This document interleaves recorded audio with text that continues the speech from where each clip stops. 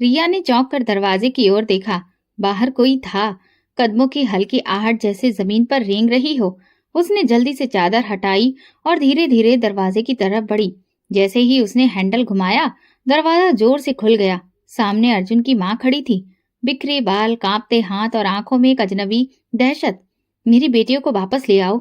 उनकी कांपती आवाज में गहरा दर्द था। रिया सन्न रह गई।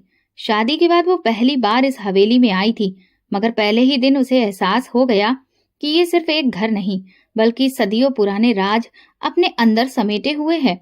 अर्जुन खामोश रहता था।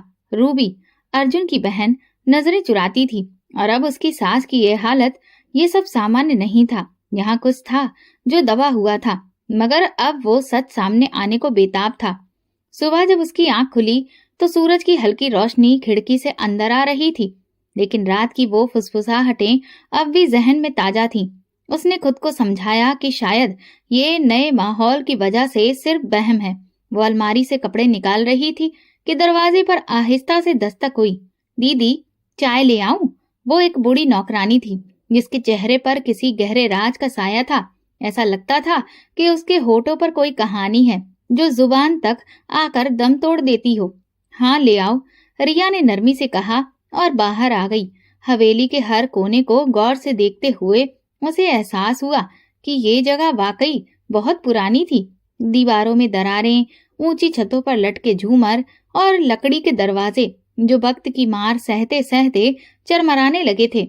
उसे याद आया कि अर्जुन ने अपनी बहनों के बारे में ज्यादा कुछ नहीं बताया था।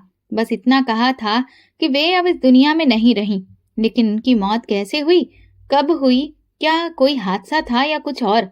ये सवाल उसके मन में घूमने लगे। इसी दौरान उसे अपनी सास की तेज आवाज सुनाई दी। वो पुराने झूले पर बैठी थी और किसी अनदेखी चीज से बातें कर रही थी। मैंने तुमसे कहा था ना, मत आना, मत बोलना। तुम्हें क्या लगा कि सब भूल जाएंगे? मैं नहीं भूलूंगी। रिया घबरा कर आगे बढ़ी, लेकिन जैसे ही उसकी सास की नजर उस पर पड़ी, वे अचानक चुप हो गईं और उसे घूरने लगीं। तुम यहाँ क्यों आई हो? तुम्हें भी उनकी तरह खत्म कर देंगे, जैसे मेरी बेटियों को किया था। रिया के रोंगटे खड़े हो गए। सास की आंखों में ऐसी दहशत थी जो उसे भी अपनी गिरफ्त में ले रही थी। ये हवेली, ये घर और इसका हर कोना कोई भयानक रहस्य छुपाए हुए था, जिसकी परतें अब धीरे धीरे रिया के सामने खुलने लगी थी। उसने अर्जुन से बात करने का फैसला किया। जब वो कमरे में आया तो रिया ने झिझकते हुए पूछा, अर्जुन, आपकी बहनें, उनकी मौत कैसे हुई थी? अर्जुन ने एक पल के लिए उसकी आंखों में झांका, फिर रुख मोड़ लिया और ठंडे स्वर में कहा, बहुत पुरानी बात है। उनकी किस्मत में यही लिखा था। तुम इन बातों में मत पड़ो। ये जवाब पर्याप्त नहीं था। रिया को महसूस हुआ कि अर्जुन कुछ छुपा रहा है। अगली सुबह जब वो हवेली के अलग अलग हिस्सों को देखने के लिए निकली तो उसे एहसास हुआ कि कुछ दरवाजे हमेशा बंद रहते हैं, खासकर एक भारी लकड़ी का दरवाजा जो तहखाने की ओर जाता था। ये दरवाजा क्यों हमेशा बंद रहता है? उसने नौकरानी से पूछा। नौकरानी का चेहरा अचानक घबराहट से भर गया। वो एक पल चुप रही, फिर धीरे से बोली, यहाँ मत जाइए दीदी। जो वहां गया वो वापस नहीं आया। रिया के दिल में एक अजीब सा डर दौड़ गया। वो और सवाल पूछना चाहती थी, मगर नौकरानी जल्दी से वहां से चली गई। रात को जब रिया सोने के लिए लेटी तो नींद उसकी आंखों से कोसों दूर थी। अचानक कमरे में किसी की फुसफुसाहट गूंजी। वो झटके से उठ बैठी, मगर वहां कोई नहीं था। उसे महसूस हुआ कि कोई उसे देख रहा है, कोई जो दिखाई नहीं देता मगर मौजूद है। अगली रात जब वो अर्जुन के साथ खाने की मेज पर बैठी तो उसने तहखाने का जिक्र छेड़ा। अर्जुन ने चम्मच रखते हुए सख्त लहजे में कहा, तुमसे कितनी बार कहा है, इन बातों में मत पड़ो। इस हवेली में कुछ जगह ऐसी हैं जहां जाना मना है। रिया ने अर्जुन की आंखों में देखा, जहां एक अनजाना तनाव था। अब उसे यकीन हो गया था कि ये सिर्फ एक पुरानी कहानी नहीं, बल्कि कुछ ऐसा था जिसे जानबूझकर दबाया जा रहा था। यह हवेली सिर्फ ईंटों और दरवाजों का ढांचा नहीं थी, बल्कि एक गहरे और खौफनाक रहस्य की गवाह थी, जिसमें दबी हुई कई सच्चाइयों की सिसकियां सुनाई देती थी। रिया का दिल लगातार बेचैन था। हवेली के माहौल में एक अजीब भारीपन था, जैसे कि हवा में किसी की चीखें घुली हुई हों। उसे यकीन था कि कुछ न कुछ ऐसा जरूर है जिसे जानने से उसे रोका जा रहा है, मगर आखिर क्या? दिन भर वो चुपचाप रही, लेकिन रात होते ही उसकी बेचैनी और बढ़ गई। जैसे ही अर्जुन गहरी नींद में गया, वो धीरे से बिस्तर से उतरी और दबे कदमों से तहखाने की ओर बढ़ी। दरवाजे तक पहुंचकर उसने हाथ बढ़ाया ही था कि किसी ने उसका बाजू जोर से पकड़ लिया। यहाँ मत जाओ दीदी। रिया ने पलट कर देखा तो पुरानी नौकरानी डरी हुई नजरों से उसे देख रही थी। क्यों? आखिर मैं वहां क्यों नहीं जा सकती? रिया ने घुटी हुई आवाज में पूछा। नौकरानी के चेहरे पर डर और गहरा गया। वो हिचकिचाई, फिर धीरे से बोली, दीदी, जो आपकी नंदों के साथ हुआ वो किसी दुश्मन के साथ भी ना हो। रिया का दिल जोर से धड़कने लगा। उसने जल्दी से नौकरानी का हाथ पकड़ा और सख्ती से पूछा, तुम्हारा मतलब क्या है? मुझे सब सच बताओ। लेकिन नौकरानी ने सिर झुका लिया। मुझे कुछ नहीं पता, बस इतना जानती हूँ कि आपको इस तहखाने से दूर रहना चाहिए। ये कहकर वो तेजी से वहां से चली गई और रिया वहीं सन्न खड़ी रह गई। कमरे में आने के बाद भी उसके दिमाग में वही बातें गूंज रही थी। आखिर उसकी नंदों के साथ क्या हुआ था? क्यों इस हवेली के हर सदस्य के चेहरे पर एक अजीब सा डर था? अगली सुबह नाश्ते के दौरान उसने अर्जुन से अपनी नंदों की मौत के बारे में फिर पूछा, लेकिन वो सख्त लहजे में बोला, बस करो रिया, वो सब बीती बातें हैं, उन्हें मत उखाड़ो। रिया चुप हो गई, लेकिन उसका दिल मानने को तैयार नहीं था कि ये बस अतीत की बातें हैं। ये कोई साधारण घटना नहीं थी। ये कोई ऐसा राज था जो गहरे अंधेरे में छुपा था, लेकिन जिसकी परछाई हवेली में अब भी महसूस की जा सकती थी। अब रिया की रातें अजीब हो गई थीं। जैसे ही वो सोने के लिए आंखें बंद करती, उसे किसी की फुसफुसाहटें, किसी के चलने की आहट और कभी-कभी सिसकियां सुनाई देने लगती। शुरू में उसने खुद को समझाने की कोशिश की कि ये सब नया माहौल और उसका खुद का डर है, लेकिन फिर उसे सपने आने लगे। ऐसे सपने जो इतने वास्तविक लगते थे, जैसे कि वो अतीत में झांक रही हो। उस रात भी कुछ ऐसा ही हुआ। जैसे ही उसकी आंख लगी, वो खुद को एक सुनसान गलियारे में खड़ा हुआ महसूस करने लगी। सामने एक दरवाजा था जो अपने आप खुला। अंदर एक नौजवान लड़की खड़ी थी जिसकी आंखों में डर था। उसके बाल बिखरे हुए थे और चेहरा आंसुओं से भीगा हुआ था। मुझे बचाओ, लड़की की कांपती हुई आवाज निकली। रिया ने उसकी ओर बढ़ने की कोशिश की, लेकिन अचानक किसी ने लड़की का हाथ खींचा और उसे अंधेरे में ले गया। वो चीख रही थी, लेकिन अंधेरे ने सब कुछ निगल लिया। रिया घबराकर जाग गई। उसकी सांसें तेज हो गई थी, माथे पर पसीना था और हाथ कांप रहे थे। ये सिर्फ एक सपना नहीं था, ये कोई सच्चाई थी जो किसी अदृश्य पर्दे के पीछे छिपी थी। सुबह जब वो नाश्ते पर पहुंची तो अर्जुन वहां नहीं था। उसकी सास अपनी पुरानी कुर्सी पर बैठी कहीं खोई हुई सी दिख रही थी। नौकरानियां चुपचाप अपने काम में लगी थीं। रिया ने हिचकिचाते हुए अपनी सास से पूछा, माँ जी, आपकी बेटियों की मौत कैसे हुई थी? सास के हाथ कांपने लगे। उन्होंने रिया को गहरी नजरों से देखा, जैसे वो कुछ कहना चाहती हो, लेकिन शब्द नहीं मिल रहे थे। फिर अचानक उनकी आंखों से आंसू बहने लगे। वो वापस आना चाहती हैं, वो मुझे बुलाती हैं। उनकी आवाज कांप रही थी। रिया के शरीर में सिहरन दौड़ गई। माँ जी, आप किसकी बात कर रही हैं? सास ने कुछ देर तक उसे खाली नजरों से देखा, फिर कांपती हुई आवाज में बोली, ये सब उसने किया है। किसने? रिया ने तुरंत पूछा, लेकिन सास ने बस सिर झुका लिया। यहाँ कोई एक राज नहीं था, ये पूरा घर ही एक रहस्य था। और रिया धीरे धीरे उस अंधेरे में कदम रख रही थी जहाँ शायद सिर्फ डर, सच्चाई और मौत थी। अब हवेली में हर समय उसे बेचैनी महसूस होने लगी थी। वो खुद को संभालने की कोशिश कर रही थी, लेकिन जो कुछ वो देख रही थी और सुन रही थी वो उसे शांत नहीं रहने दे रहा था। सास की बातें, नौकरानी की फुसफुसाहटें, अर्जुन का अजीब बर्ताव, सब कुछ उसे किसी अनकहे खतरे का संकेत दे रहा था। रात का समय था। अर्जुन किसी काम से शहर गया हुआ था और हवेली में गहरा सन्नाटा पसरा हुआ था। रिया अपने कमरे में थी, लेकिन उसकी आंखों से नींद कोसों दूर थी। अचानक उसे महसूस हुआ कि कोई उसके कमरे में दाखिल हुआ है। उसने हल्के कदमों की आहट सुनी। उसका दिल जोर जोर से धड़कने लगा। वो तेजी से बिस्तर से उठी और दीपक जलाने के लिए हाथ बढ़ाया, लेकिन उसी पल दीपक खुद ब खुद बुझ गया। कौन है? रिया ने कांपती हुई आवाज में पूछा। कोई जवाब नहीं आया, लेकिन किसी की मौजूदगी का एहसास बना रहा। उसे लगा जैसे कोई परछाई की तरह इधर उधर घूम रही हो। वो घबराकर दरवाजे की ओर बढ़ी, लेकिन अचानक ऐसा महसूस हुआ जैसे किसी ने उसके कंधे पर हाथ रख दिया हो। रिया की चीख निकल गई, लेकिन जैसे ही उसने पीछे मुड़कर देखा, कमरा खाली था। वो कांपती हुई बिस्तर पर बैठ गई, लेकिन उसके अंदर खौफ की लहर दौड़ चुकी थी। वो यहाँ अकेली नहीं थी। सुबह अर्जुन वापस आया तो रिया ने उसे रात की घटना के बारे में बताया, लेकिन अर्जुन गुस्से से बोला, ये सब तुम्हारा वहम है रिया, तुम इन फालतू बातों पर ध्यान देना बंद करो। रिया ने नाराजगी से उसकी ओर देखा। ये वहम नहीं है अर्जुन, मैंने खुद महसूस किया है कि इस हवेली में कोई और भी मौजूद है, कोई जो चाहता है कि मैं डर जाऊं। अर्जुन ने गहरी सांस ली और उसका हाथ पकड़कर बोला, तुम बस इन बातों को दिल पर मत लो। हवेली पुरानी है, हवा के बहाव से भी ऐसा लग सकता है। बस शांति से रहने की कोशिश करो। लेकिन रिया को शांति नहीं मिल रही थी।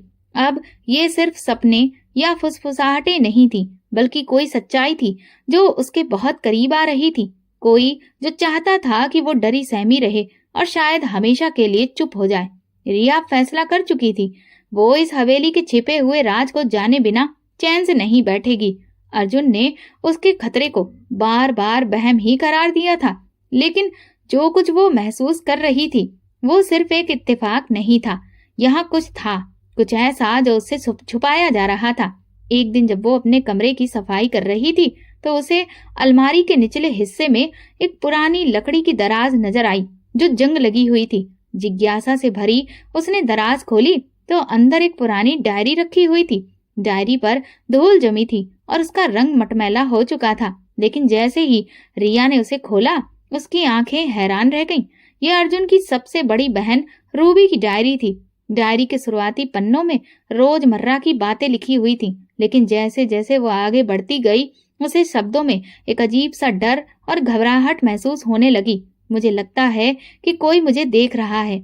हर रात मेरे कमरे में कोई आता है, लेकिन मैं देख नहीं सकती कि वो कौन है। जब मैं रोशनी जलाती हूँ तो वहाँ कोई नहीं होता, लेकिन मुझे महसूस होता है जैसे कोई बहुत पास है, बहुत ही पास। रिया का दिल तेजी से धड़कने लगा। कल रात मेरी छोटी बहन रीता का कमरा अंदर से बंद था। जब अर्जुन ने दरवाजा तोड़ा तो रीता कांप रही थी। उसने कहा कि किसी ने उसका गला दबाने की कोशिश की, लेकिन कमरे में कोई नहीं था। सबने कहा कि यह सिर्फ एक बुरा सपना था, लेकिन मैं जानती हूँ कि यह सपना नहीं था। रिया को एक झुरझुरी सी हुई। ये सब क्या था? वो जल्दी जल्दी और पन्ने पलटने लगी। अगर मैं मर जाऊं तो समझ लेना कि ये कोई इत्तेफाक नहीं था। मैंने एक सच जान लिया है, एक ऐसा सच जो मेरी जान ले सकता है। रिया को महसूस हुआ जैसे कमरे के बाहर कोई खड़ा है। वो तेजी से दरवाजे की ओर बढ़ी, लेकिन जैसे ही उसने दरवाजा खोला उसे बाहर कोई नजर नहीं आया। फिर भी उसका दिल कह रहा था कि कोई था, कोई जो जानता था कि उसने ये डायरी पढ़ ली है। रिया का दिमाग उलझने लगा था। रूबी की डायरी ने उसके अंदर एक अजीब सा डर भर दिया था। हर शब्द में छुपा खौफ, हर पन्ने में लिखी हुई बेबसी और सबसे ज्यादा वो आखिरी वाक्य, अगर मैं मर जाऊं तो समझ लेना कि ये कोई इत्तेफाक नहीं था। ये कैसे संभव था कि अर्जुन की तीनों बहनें रूबी, रीता और सुनीता एक के बाद एक इस दुनिया से चली गईं और किसी को कोई शक तक नहीं हुआ। रिया ने ठान लिया कि अब वो किसी के मना करने से नहीं रुकेगी। उसे सच्चाई जाननी थी। अगली रात जब सब गहरी नींद में थे, वो चुपचाप अपने कमरे से निकली और उस दरवाजे की ओर बढ़ी जो तहखाने की तरफ जाता था। दिन में नौकरानी ने उसे चेतावनी दी थी कि जो वहां गया वापस नहीं आया, लेकिन अब वो किसी चीज से डरने वाली नहीं थी। दरवाजा आम तौर पर बंद रहता था, लेकिन हैरानी की बात यह थी कि जब रिया ने उसे धक्का दिया तो वो धीरे धीरे खुल गया, जैसे कोई पहले से ही उसे खोल कर भूल गया हो। अंदर घना अंधेरा था। उसने कांपते हाथों से मोबाइल की टॉर्च जलाई और धीरे धीरे सीढ़ियों से नीचे उतरने लगी। तहखाना बहुत पुराना था। दीवारों पर मकड़ी के जाले थे और सीलन की बदबू आ रही थी। जैसे ही वो आगे बढ़ी, टॉर्च की रोशनी में दीवार पर कुछ निशान चमके। रिया करीब गई और ध्यान से देखा। ये नाखूनों के गहरे निशान थे, जैसे किसी ने दीवार को नोचने की कोशिश की हो। कुछ निशान ताजा थे, कुछ बहुत पुराने। उसका दिल तेजी से धड़कने लगा। उसने आगे बढ़कर दीवार को उंगलियों से छुआ। दीवारों पर खून के धब्बे भी थे। वो एक झटके से पीछे हटी। उसकी सांसें अनियंत्रित हो गईं। अचानक तहखाने में एक दरवाजा चरमराया। रिया ने घबराकर पीछे देखा। वहां कोई नहीं था, लेकिन उसे ऐसा महसूस हुआ जैसे कोई परछाई की तरह उसके बहुत करीब खड़ा हो। फिर एक ठंडी ससराहट गूंजी, यहाँ मत आना। रिया की चीख निकल गई। वो तेजी से पलटी और सीढ़ियों की ओर भागी। ऊपर आते ही उसने दरवाजा जोर से बंद कर दिया। यह हवेली एक कब्र की तरह थी और वो धीरे धीरे उन रहस्यों के करीब जा रही थी जहां शायद सिर्फ डर और मौत का राज था। तहखाने में जो कुछ रिया ने देखा वो उसे भुलाने की कोशिश कर रही थी, लेकिन दीवारों पर बने नाखूनों के निशान और खून के धब्बे उसकी आंखों के सामने घूम रहे थे। वो डरी हुई थी, लेकिन अब इस राज को नजरअंदाज नहीं कर सकती थी। यहाँ कुछ था, कुछ ऐसा जिसे जानबूझकर दफन कर दिया गया था। अगली सुबह जब वो नाश्ते के लिए गई तो अर्जुन पहले ही घर से जा चुका था। नौकरानी चुपचाप चाय रखकर जाने लगी, लेकिन रिया ने उसे रोक लिया। मैंने तहखाने में कुछ देखा है। दीवारों पर निशान और खून के धब्बे देखकर नौकरानी का चेहरा पीला पड़ गया। वो एक पल के लिए कांपने लगी, फिर जल्दी से नजरें झुका ली। मैं कुछ नहीं जानती दीदी, बस आप वहां दोबारा मत जाएं, प्लीज। रिया का सब्र अब खत्म हो चुका था। तुम सब कुछ जानती हो, लेकिन बताना नहीं चाहती। तुम किससे डर रही हो? अर्जुन से। नौकरानी ने चौंक कर उसकी ओर देखा, जैसे वो कुछ कहना चाहती हो, लेकिन शब्द नहीं मिल रहे थे। फिर वो चुपचाप वहां से चली गई। रिया का दिल और बेचैन हो गया। वो अर्जुन की माँ के कमरे की तरफ बढ़ी। जब वो अंदर गई तो सास झूले पर बैठी जमीन की ओर देखती हुई कुछ बड़बड़ा रही थी। ये सब उसने किया है, सब उसी ने किया। रिया ने धीरे से पूछा, माँ जी, आप किसकी बात कर रही हैं? सास ने सिर उठाया। उनकी आंखें लाल हो रही थीं, जैसे वो रात भर सोई ना हो। मेरी बेटियां वापस आना चाहती हैं। रिया की सांस अटक गई। माँ जी, क्या आप बता सकती हैं कि उनके साथ क्या हुआ था? सास ने एक पल के लिए रिया की तरफ देखा, फिर धीरे से बोली, ये सब उसने किया। वही हत्यारा है, वही अपराधी है। कौन? रिया ने जल्दी से पूछा, लेकिन सास ने अचानक डर से नजरें झुका ली और जोर जोर से सिर हिलाने लगी, जैसे वो कुछ कहना चाहती थी लेकिन कह नहीं पा रही थी। रिया को महसूस हुआ जैसे उसके शरीर में एक सिहरन दौड़ गई हो। वो समझ गई थी कि सच्चाई उसके बहुत करीब है, लेकिन जो सामने आ रहा था वो शायद सहन करने के काबिल नहीं था। रिया का दिमाग उलझ गया था। हर तरफ से उसे संकेत मिल रहे थे कि इस हवेली में कोई भयानक रहस्य छिपा हुआ है, लेकिन सच्चाई पूरी तरह से सामने नहीं आ रही थी। सास की बेकार सी बातें, अर्जुन का अजीब व्यवहार, तहखाने की दीवारों पर खून के निशान, ये सब किसी न किसी तरह एक दूसरे से जुड़े हुए थे। उसी दिन जब वो दोपहर में अपने कमरे में बैठी थी तो नौकरानी धीरे धीरे अंदर आई। उसके चेहरे पर घबराहट थी, जैसे कि वो कुछ कहना चाहती थी लेकिन डर रही थी। दीदी, उसने हल्की आवाज में कहा। रिया चौंक गई। क्या हुआ? नौकरानी ने इधर उधर देखा, जैसे ये सुनिश्चित कर रही हो कि कोई सुन नहीं रहा। फिर धीमी आवाज में बोली, दीदी, आपको यहाँ से चले जाना चाहिए। ये घर आपके लिए सुरक्षित नहीं है। रिया की आंखें हैरानी से फैल गईं। क्या मतलब? तुम मुझसे कुछ छुपा रही हो, है ना? नौकरानी के होंठ कांपने लगे। वो कुछ देर चुप रही, फिर अचानक बोली, आपकी नंदे बीमार नहीं थी, उन्हें मारा गया था। रिया की रीढ़ की हड्डी में ठंडक दौड़ गई। क्या तुम्हें यकीन है? लेकिन किसने? नौकरानी ने तेजी से सिर हिलाया। मैं नहीं जानती दीदी, मैं सिर्फ इतना जानती हूँ कि उनकी मौत सामान्य नहीं थी। हर कोई कहता था कि वे बीमार थी, लेकिन मैंने अपनी आंखों से देखा था। उनके शरीर नीले पड़ चुके थे, जैसे कि उन्हें जहर दिया गया हो। रिया का दिल तेजी से धड़कने लगा। क्या अर्जुन को ये सब पता था? नौकरानी ने घबराकर दरवाजे की तरफ देखा, फिर बोली, वो सब जानता है दीदी, और वो नहीं चाहता कि आप भी ये सब जाने। रिया की सांसें थम गईं। जो कुछ भी वो सोच रही थी, अगर वो सच निकला तो इसका मतलब था कि खतरा सिर्फ उसकी नंदों तक सीमित नहीं था, बल्कि अब ये खतरा उस पर भी मंडरा रहा था। अब पीछे हटने का कोई रास्ता नहीं था। उसे इस रहस्य को उजागर करना ही था, चाहे इसके लिए अपनी ही जान ही क्यों न दांव पर लगानी पड़े। उस रात जब अर्जुन सो गया तो रिया ने दोबारा वो पुरानी डायरी निकाली जिसे उसने पहले पढ़ा था। वो ये देखना चाहती थी कि कहीं उसमें और भी ऐसे सुराग तो नहीं जो उसे सच्चाई के और करीब ले जाएं। डायरी के एक पन्ने पर रूबी ने लिखा था, मेरी बहन रीता बार बार बीमार हो रही है। उसे हर रात उल्टियां होती हैं, लेकिन डॉक्टर कुछ नहीं बता रहे। माँ कहती है कि ये कमजोरी की वजह से है, लेकिन मैं जानती हूँ कि कुछ गलत हो रहा है। कल रात मैंने उसे कांपते हुए पाया। उसकी आंखों के चारों ओर काले गहरे धब्बे थे और वो बार बार कह रही थी कि कोई उसे मारने की कोशिश कर रहा है। रिया के हाथ कांपने लगे। आज जब डॉक्टर आया तो उसने कहा कि रीता की मौत सामान्य नहीं लग रही, मगर जैसे ही वो रिपोर्ट लिखने लगा, अर्जुन ने उसे अकेले में बुला लिया। जब डॉक्टर वापस आया तो उसने सिर्फ इतना कहा, सब ठीक है। रिया का दिल जोर से धड़कने लगा। आखिर चल क्या रहा था?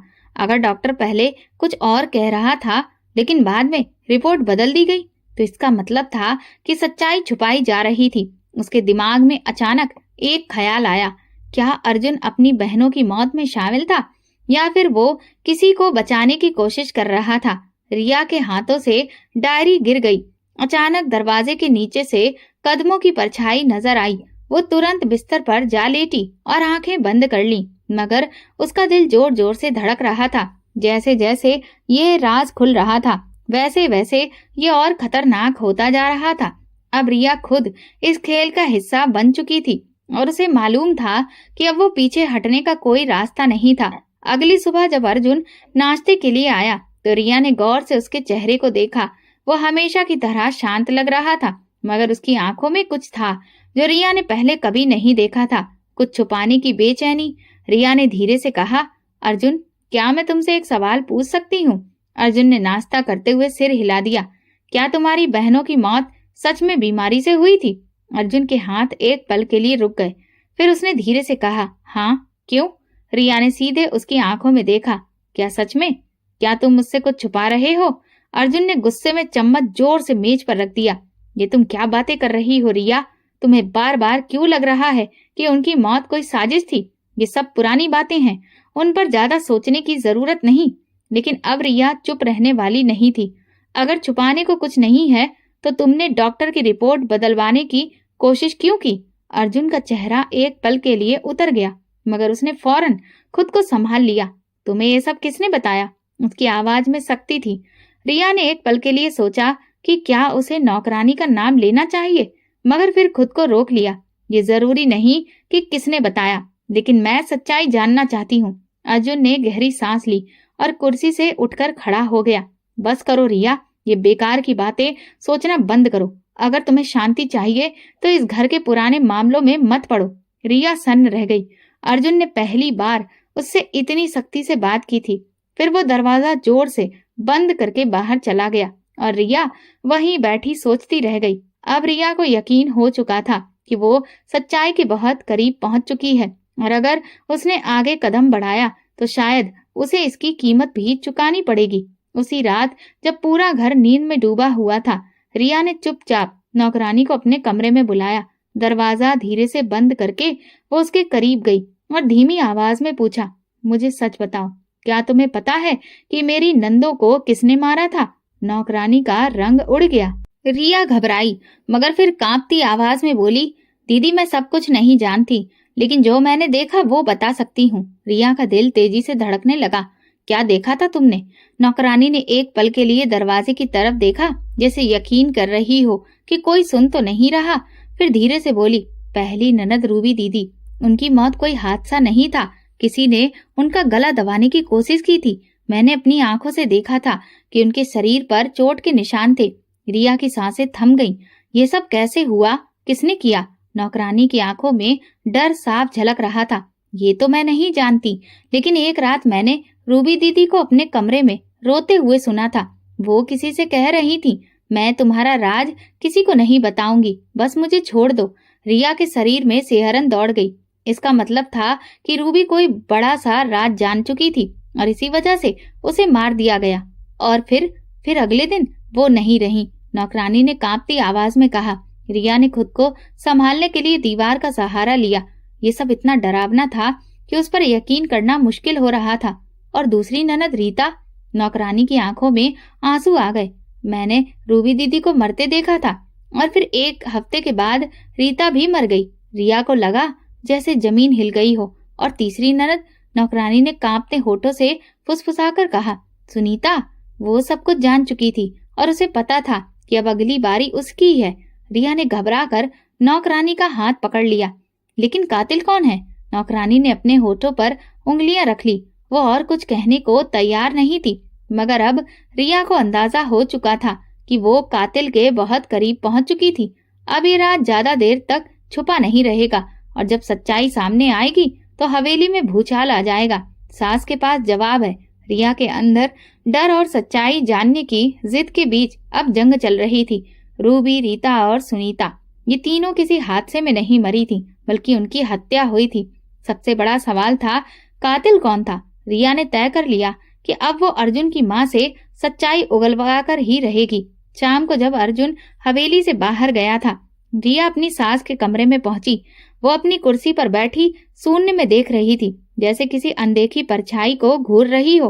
रिया धीरे से उनके पास बैठी और बोली, माँ जी, मुझे आपसे कुछ पूछना है। सास ने पलकों को झपकाया, जैसे किसी गहरी सोच से बाहर आई हो, फिर धीरे से बोली, पूछो। रिया ने धड़कते दिल के साथ कहा, आपकी बेटियों की मौत कैसे हुई थी? सास का शरीर एक पल के लिए जड़ हो गया। उन्होंने रिया की तरफ देखा और उनकी आंखों में खौफ झलक उठा। वो मरी नहीं, उन्हें मारा गया था। उनकी आवाज कांप रही थी। रिया ने घबराकर पूछा, किसने मारा मम्मी? सच बताइए। सास के होंठ कांपने लगे। वो अपने हाथों को मसलने लगी, जैसे कोई भयानक सच कहने से पहले डर रही हो। फिर अचानक उनकी आंखों में खौफ उभर आया। वो धीरे से फुसफुसाई, मेरी बेटियों का कातिल इसी घर में है। रिया के रोंगटे खड़े हो गए। कौन है वो माँ जी? उसने विनती की। सास की सांसें तेज हो गई। वो कुछ कहने ही वाली थी कि अचानक उनकी आंखें उलट गईं और वो बेहोश होकर कुर्सी पर गिर पड़ी। रिया घबराकर उन्हें संभालने लगी। नौकरानी दौड़ती हुई अंदर आई और उन्हें सहारा दिया। रिया की सांसें तेज हो गईं। वो कातिल का नाम सुनने के बहुत करीब थी, मगर जैसे ही सच सामने आने वाला था, सास बेहोश हो गई। अब साफ था कि ये सच्चाई बेहद खतरनाक थी और अब रिया को इस गुत्थी को सुलझाने के लिए और हिम्मत दिखानी होगी, क्योंकि कातिल बहुत करीब था। खतरनाक मोड़ आ चुका था। सास की बेहोशी के बाद हवेली में खलबली मच गई। नौकरानी ने जल्दी से डॉक्टर को बुलाया। डॉक्टर ने जांच करके कहा, ये सदमे की वजह से हुआ है। रिया ने गहरी सांस ली, मगर उसका दिल कह रहा था कि सास ने जो सच छुपाने की कोशिश की, वही उनकी हालत का असली कारण था। जब अर्जुन को ये पता चला तो वो गुस्से से आग बबूला हो गया। वो रात को देरी से घर आया और सीधा रिया के कमरे में पहुंचा। तुमने माँ से क्या पूछा था? उसकी आवाज कड़वी थी। रिया चौंक कर उसकी तरफ देखने लगी। मैंने कुछ गलत नहीं किया अर्जुन, मैं बस जानना चाहती हूँ कि आपकी बहनों के साथ में क्या हुआ था। अर्जुन का चेहरा एक पल के लिए सख्त हो गया। फिर उसने गहरी सांस ली और धीमी आवाज में कहा, ये पुरानी बातें हैं रिया, इन पर सोचने का कोई फायदा नहीं। माँ पहले से ही बहुत कमजोर है, उन्हें तुम और परेशान मत करो। मगर रिया को महसूस हुआ कि अर्जुन की आवाज में कुछ छुपा हुआ था। वो कुछ जानता था, मगर नहीं चाहता था कि रिया सच्चाई के करीब जाए। अगली रात जब सब गहरी नींद में थे, रिया एक बार फिर तहखाने की ओर बढ़ी। उसने टॉर्च जलाकर दीवारों को देखा। नाखूनों के निशान, खून के धब्बे, और तभी फर्श पर 3 नाम खुदे हुए नजर आए, रूबी, रीता, सुनीता। रिया का दिल जोर से धड़कने लगा। तभी उसे एहसास हुआ कि कोई उसके पीछे खड़ा है। तेजी से वो पलटी, मगर रोशनी में कोई भी नहीं दिखा। और फिर अचानक किसी ने उसके कंधे पर जोर से हाथ रखा। रिया की तो चीख ही निकल गई। रिया के कंधे पर किसी ने जोर से पकड़ बनाई हुई थी और वो पूरी ताकत से खुद को छुड़ाने की कोशिश कर रही थी। अंधेरे में सिर्फ सांसों की आवाजें सुनाई दे रही थी। फिर वही धीमी डरावनी आवाज आई, तुम्हें ये सब जानने की जरूरत नहीं थी। रिया की आंखों में आंसू आ गए, मगर उसने हिम्मत नहीं हारी। उसने पूरी ताकत से खुद को झटका दिया और पीछे हटते हुए जमीन पर गिर गई। उसने जल्दी से टॉर्च की रोशनी इधर उधर घुमाई, मगर सामने कोई नहीं था। ये कैसे हो सकता था? उसका दिल तेजी से धड़कने लगा। वो लड़खड़ाते कदमों से सीढ़ियों की ओर भागी और दरवाजा धक्का देकर बंद कर दिया। उसका दिल जोर जोर से धड़क रहा था। अब यह हवेली उसके लिए सिर्फ एक घर नहीं रही थी, बल्कि एक डरावनी कब्रगाह बन चुकी थी। अगली सुबह उसका सिर भारी था, मगर उसने ठान लिया था कि वो हार नहीं मानेगी। उसने फैसला किया कि वो किसी भी तरह इस कातिल का पता लगाएगी। वो हवेली के पुराने सामान को देखने के बहाने एक बंद पड़ी अलमारी खोल रही थी। तभी उसकी नजर कुछ पुरानी धूल और मिट्टी से सनी चिट्ठियों पर पड़ी। उसने जल्दी से उन्हें खोला और पढ़ना शुरू किया। उसकी आंखें हैरानी और डर से फैल गईं। मुझे लगता है कि वो मुझे भी मार देगा, जैसे उसने मेरी बहनों को मारा। अगर मैं मर जाऊं तो समझ लेना कि कातिल कोई बाहर का नहीं बल्कि वही है जिस पर सबको सबसे ज्यादा भरोसा है। ये सुनीता की सबसे छोटी बहन का लिखा हुआ खत था। रिया का पूरा शरीर सुन्न हो गया। अर्जुन, नहीं, ये सच नहीं हो सकता। वो अपने पति पर ऐसे इल्जाम कैसे लगा सकती थी? मगर ये खत झूठ नहीं था। रिया के हाथ कांपने लगे। अगर ये सच था तो इसका मतलब था कि अर्जुन अपनी ही बहनों का कातिल था। उसी वक्त दरवाजे के बाहर किसी के कदमों की आवाज आई। रिया ने जल्दी से खत छुपाया और दरवाजा खोला। सामने अर्जुन खड़ा था। उसकी आंखों में एक अजीब सा गुस्सा और बेचैनी थी। क्या कर रही हो रिया? उसने धीमी मगर सख्त आवाज में पूछा। रिया को एहसास हो गया कि अब वो खतरे के बहुत करीब पहुंच चुकी है। अगर उसने कोई भी गलत कदम उठाया तो अगला निशाना वो खुद हो सकती थी। अर्जुन की आंखों में तनाव था, जैसे वो समझ चुका हो कि रिया ने कुछ ऐसा देख लिया है जो उसे नहीं देखना चाहिए था। मैं तो बस पुरानी चीजें देख रही थी। अर्जुन ने उसकी तरफ गौर से देखा, फिर आगे बढ़कर उसका बाजू पकड़ लिया। रिया, ये सब छोड़ दो। तुम जिस रास्ते पर जा रही हो वो तुम्हारे लिए ठीक नहीं है। रिया को उसकी पकड़ में एक अजीब सी शक्ति महसूस हुई, जैसे वो उसे समझा भी रहा था और धमका भी रहा था। रात हुई तो रिया ने ठान लिया कि अब उसे और देर नहीं करनी चाहिए। वो जानती थी कि अगर अब उसने कदम पीछे हटाया तो शायद सच्चाई कभी सामने ना आ सके। वो हवेली की नौकरानी के पास गई, जो हमेशा डरी डरी सी रहती थी, मानो कोई भयानक राज उसके दिल में दफन हो। मुझे सच बताओ, अर्जुन की बहनों के साथ में क्या हुआ था? नौकरानी घबराकर रिया की तरफ देखने लगी, फिर जल्दी से नजरें झुका ली। दीदी, मैं कुछ नहीं जानती। झूठ मत बोलो, रिया ने कड़े लहजे में कहा। मैं जान चुकी हूँ कि ये कोई आम मौत नहीं थी। अगर तुम सच में चाहती हो कि इंसाफ हो तो मुझे सच्चाई बताओ। नौकरानी ने इधर उधर देखा, ये यकीन करने के लिए कि कोई और तो नहीं सुन रहा। फिर उसने धीरे से कहा, मैंने खुद अर्जुन साहब को अपनी बहनों को जहर देते हुए देखा था। रिया के पैरों तले से तो जमीन खिसक गई। क्या तुम्हें यकीन है? नौकरानी की आंखों में आंसू आ गए। मैंने खुद अपनी आंखों से देखा था, मगर मैं कुछ कह नहीं सकती। सब डरते थे। अर्जुन साहब बहुत चालाक है, वो अपने खिलाफ कोई सबूत नहीं छोड़ते। रिया के हाथ कांपने लगे। तो क्या ये सब जायदाद के लिए था? नौकरानी ने सिर हिलाया। जी हाँ दीदी, बहनें जायदाद में अपना हिस्सा चाहती थी, मगर अर्जुन साहब को ये मंजूर नहीं था। इसीलिए उन्होंने एक एक करके सभी को मार डाला। रिया की सांसें तेज हो गईं। जिस आदमी के साथ वो इतने सालों से रह रही थी, वो सिर्फ एक धोखेबाज नहीं बल्कि एक बेरहम कातिल भी था। और अगर अर्जुन को ये पता चल गया कि रिया को उसकी सच्चाई का पता लग चुका है, तो अगली बारी शायद उसकी खुद की ही हो सकती थी। रिया की पूरी दुनिया उलट चुकी थी। अर्जुन, जिसे वो अपना हमसफर समझती थी, दरअसल एक हत्यारा निकला। उसने अपनी बहनों को सिर्फ इसलिए मार डाला क्योंकि वे जायदाद में अपना हक मांग रही थी। रिया को लगा जैसे उसकी सांस रुक रही हो, मगर उसने खुद को कमजोर नहीं पड़ने देना था। वो जानती थी कि अगर अर्जुन को यह एहसास हुआ कि उसे सब मालूम हो चुका है, तो वो उसे भी खामोश कर सकता है। अगली रात वो अपने कमरे में बेचैनी से इधर उधर टहल रही थी जब दरवाजा आहिस्ता से खुला। अर्जुन अंदर आया और उसे गौर से देखने लगा। तुम कुछ बदली बदली लग रही हो रिया, क्या बात है? रिया ने जल्दी से खुद को संभाला। नहीं, बस नींद पूरी नहीं हुई। अर्जुन ने हल्की सी मुस्कुराहट दी, मगर उसकी आंखों में कुछ और ही था। ये अच्छी बात है कि तुम खुद को मशरूफ रख रही हो, मगर रिया, उसने एक लम्हे के लिए तगफ्फुफ किया, फिर धीमे मगर खतरनाक लहजे में बोला, ये मत भूलो कि कुछ सवाल करना नुकसानदेह भी हो सकता है। रिया का दिल धड़क उठा। ये एक धमकी थी। अर्जुन जानता था कि वो सच के करीब जा रही है, मगर वो खामोश नहीं रह सकती थी। अगर मैं तुमसे पूछूं कि तुम्हारी बहनें कैसे मरी थी, तो तुम क्या जवाब दोगे? रिया ने संजीदा लहजे में कहा। अर्जुन ने चौंक कर उसे देखा, फिर आहिस्ता से कहा, ये सवाल तुम्हें मुझसे नहीं करना चाहिए था रिया। रिया ने अपनी तमाम हिम्मत जमा की और मेज पर एक पुरानी चिट्ठी रखी, सुनीता की वो तहरीर जिसमें उसने कहा था कि अगर वो मर गई तो कातिल घर के अंदर ही है। अर्जुन की आंखें एकदम सुर्ख हो गईं। उसने गुस्से से कागज को पकड़कर फाड़ दिया। तुम्हें ये कहाँ से मिला? रिया ने पीछे हटने की कोशिश की, मगर अर्जुन ने एक झटके में उसका बाजू पकड़ लिया। तुम्हें किसी ने बरगलाया है। तुम ये सब क्यों खोज रही हो रिया? सब कुछ खत्म हो चुका था, मगर तुम। उसके हाथ की गिरफ्त सख्त होती जा रही थी। रिया के हाथ पसीने से भीग चुके थे। उसका दिल तेजी से धड़क रहा था।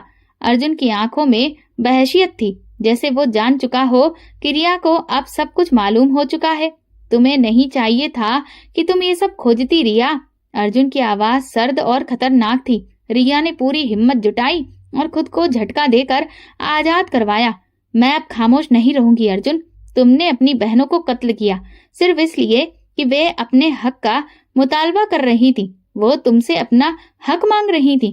तुमने अपनी माँ को पागल कर दिया। तुमने इस हवेली को मौत का कब्रिस्तान बना दिया और तुम चाहते हो कि मैं भी इस सब में खामोश रहूं। अर्जुन की आंखों में एक लम्हे के लिए हैरत उभरी, मगर फिर वो एक तल्ख मुस्कुराहट के साथ आगे बढ़ा। अगर मैं कहूं कि हाँ, मैंने उन्हें मारा, तो तुम क्या करोगी रिया? तुम्हें भी उन्हीं की तरह एक दिन इस हवेली में दफन हो जाओगी और कोई तुम्हारा नाम भी नहीं लेगा। रिया के जिस्म में झुरझुरी दौड़ गई, मगर उसने खुद को कमजोर नहीं पड़ने दिया। वो जानती थी कि यह उसके लिए जिंदगी और मौत की जंग बन चुकी थी। उसी लम्हे नौकरानी दरवाजे के करीब खड़ी कांप रही थी। रिया ने उसे इशारा किया और वो तेजी से बाहर निकल गई। अर्जुन ने ये देखकर गुस्से से कहा, कहाँ भेजा उसे? क्या तुमने किसी को बुलाया है? रिया ने पहली बार अर्जुन की आंखों में आंखें डालकर कहा, हाँ, मैंने पुलिस को बुला लिया है। अर्जुन का चेहरा एक लम्हे के लिए सख्त हो गया, मगर फिर वो हंसने लगा। पुलिस? उनके आने तक तुम इस दुनिया में नहीं रहोगी। वो आगे बढ़ा, मगर उसी वक्त दरवाजा जोर से खुला और पुलिस अफसर अंदर दाखिल हो गए। अर्जुन, आपको अपनी 3 बहनों के कत्ल के जुर्म में गिरफ्तार किया जाता है, पुलिस अफसर ने सख्त लहजे में कहा। अर्जुन ने एक लम्हे के लिए जैसे सब कुछ खो दिया हो। उसने रिया को गुस्से से घूरा। तुमने मुझे धोखा दिया। रिया की आंखों में आंसू थे, मगर वो मजबूती से खड़ी रही। नहीं, मैंने इंसाफ के लिए लड़ाई लड़ी है। पुलिस अर्जुन को हथकड़ियां लगाकर ले जा रही थी और वो जोर से चिल्ला रहा था, ये कहानी अभी खत्म नहीं हुई रिया, मैं वापस आऊंगा। अर्जुन को पुलिस ने हथकड़ियां पहना कर ले जाना शुरू किया तो वो बार बार चीख रहा था, मगर अब उसकी चीखें बेअसर हो चुकी थीं। कुछ दिनों के बाद अदालत में अर्जुन पर मुकदमा चला। नौकरानी ने अपनी गवाही दी। रूबी की डायरी, सुनीता की चिट्ठी और रीता की पोस्टमार्टम रिपोर्ट के सबूतों ने साबित कर दिया कि अर्जुन ही मुजरिम था। अदालत के जज ने फैसला सुनाया। अर्जुन को 3 कत्ल के जुर्म में फांसी की सजा सुनाई जाती है। अदालत में सन्नाटा छा गया, मगर रिया के दिल पर से एक बोझ हट चुका था। रिया एक दिन अर्जुन से आखिरी बार मिलने जेल गई। अर्जुन सलाखों के पीछे बैठा था, पहले की तरह मगरूर, मगर अब उसकी आंखों में एक अजीब सा खालीपन था। रिया उसके सामने बैठ गई और खामोशी से उसकी तरफ देखने लगी। अर्जुन ने नजरें चुराई, जैसे वो उससे बात करने से भी हिचक रहा हो। जानते हो अर्जुन, तुमने क्या खोया है? रिया ने नरम मगर मजबूत लहजे में कहा। अर्जुन ने तल्ख हंसी हंस दी। हाँ, अपनी आजादी। रिया ने सर हिलाया। नहीं, तुमने इससे भी ज्यादा कीमती चीज खोई है, अपना खानदान, अपनी बहनें, अपनी इज्जत और सबसे बढ़कर अपने ही खून की मोहब्बत। अर्जुन ने चौंक कर उसकी तरफ देखा। उन्होंने सिर्फ जायदाद नहीं मांगी थी अर्जुन, उन्होंने अपने भाई की मोहब्बत, उसका साथ और उसकी हिफाजत भी मांगी थी, मगर तुमने उनसे सब कुछ छीन लिया। अर्जुन का चेहरा सख्त था, मगर उसकी नजरें लड़खड़ा रही थीं। अगर तुमने उन्हें इंसाफ दिया होता तो आज तुम्हारे पास सब कुछ होता, एक प्यार करने वाला परिवार, इज्जत, खुशियां, मगर तुमने ताकत और लालच में आकर उन्हें मार दिया और नतीजा ये हुआ कि तुमने खुद को भी तन्हा कर लिया। अब तुम्हारे पास कुछ भी नहीं है अर्जुन, ना बहनें, ना माँ, ना घर, ना ही कोई अपना। अर्जुन की आंखों में पानी आ गया। शायद पहली बार वो अपने किए का अंजाम देख रहा था। रिया ने कुर्सी से उठते हुए कहा, हक देना सीखो अर्जुन। बहनें गैर नहीं होती हैं, बोझ नहीं होती, और जो अपने खून के साथ इंसाफ नहीं करता वो दुनिया में भी तन्हा रह जाता है और आखिरकार में हिसाब तो देना पड़ता है। ये कहकर वो चली गई। पीछे अर्जुन खामोश बैठा रहा। शायद जिंदगी में पहली बार अपने गुनाह का सही मायनों में उसे एहसास हो रहा था क्योंकि जुल्म कुछ देर के लिए जीत सकता है, मगर इंसाफ हमेशा अपना रास्ता बना लेता है। अर्जुन को उसके किए की सजा दिलवाने के बाद मैं वापस हवेली में लौट आई थी, लेकिन अब हवेली की दीवारों से उस खौफ के साए नहीं उठ रहे थे जो मुझे अब तक इतने समय से महसूस हो रहे थे। अब वो भटकते साए, वो डरावना एहसास, सब कुछ गायब हो चुका था। अब एक अजीब सी शांति चारों तरफ पसरी हुई थी, जो इस बात का सबूत थी कि मेरी नंदों की आत्माएं, जो कि इंसाफ की चाहत में चारों तरफ भटक रही थी, उन्हें अब मुक्ति मिल चुकी थी। नौकरानी के साथ मैंने तहखाने में जाकर सब कुछ पूरी तरह से बंद कर दिया और उस तहखाने को हमेशा के लिए उसके भयानक अतीत के साथ दफन कर दिया।